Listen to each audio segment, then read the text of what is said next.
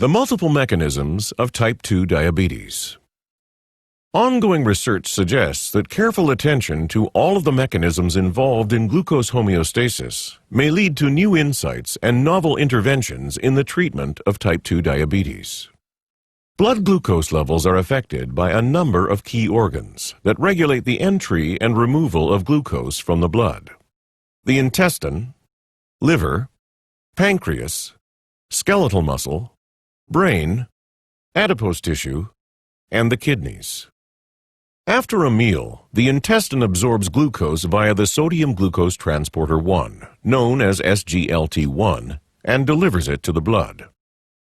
In response to glucose absorption, the intestine secretes two major incretin hormones: glucagon-like peptide GLP-1 and glucose-dependent insulinotropic polypeptide GIP, which together with increased levels of glucose augment the secretion of insulin from the beta cells of the pancreas. GLP-1 also suppresses the secretion of glucagon from the alpha cells of the pancreas.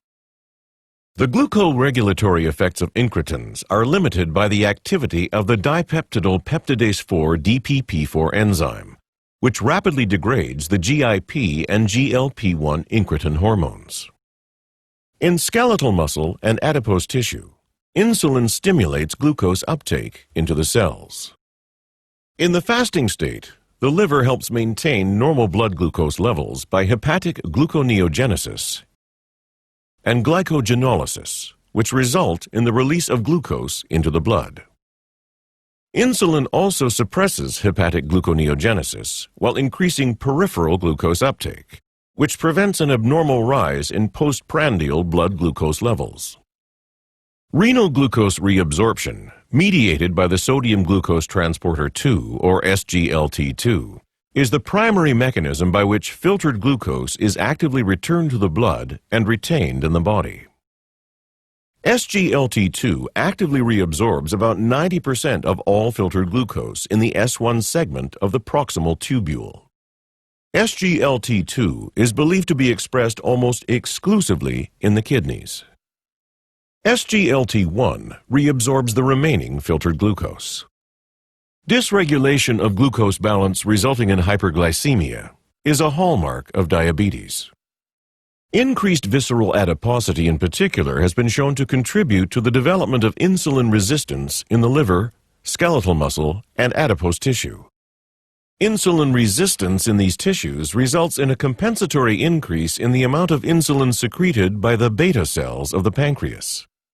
Over time, the beta cells may fail to produce enough insulin to meet the demand created by insulin resistance. This failure may also be worsened by glucotoxicity, the deleterious effect of elevated glucose on beta cell function and its contribution to insulin resistance.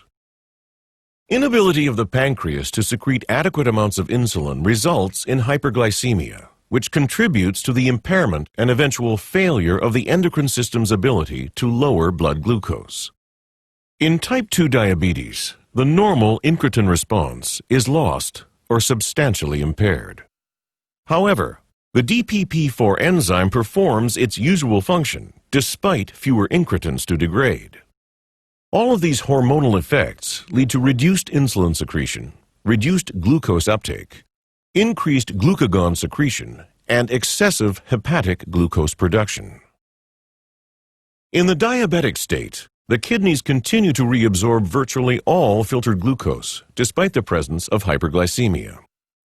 Complete reabsorption of filtered glucose persists until plasma glucose concentrations exceed 200 milligrams per deciliter, at which point the glucose load in the filtrate overwhelms the capacity of the transporters, the maximum transfer rates attainable by SGLT2 and SGLT1, thus allowing glucose to be cleared in the urine.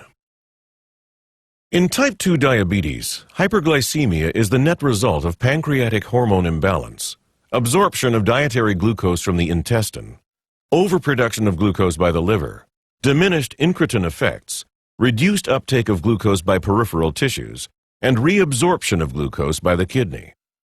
Over time, these factors contribute to the sustained hyperglycemia that leads to glucotoxicity, which worsens insulin resistance and contributes to beta cell dysfunction.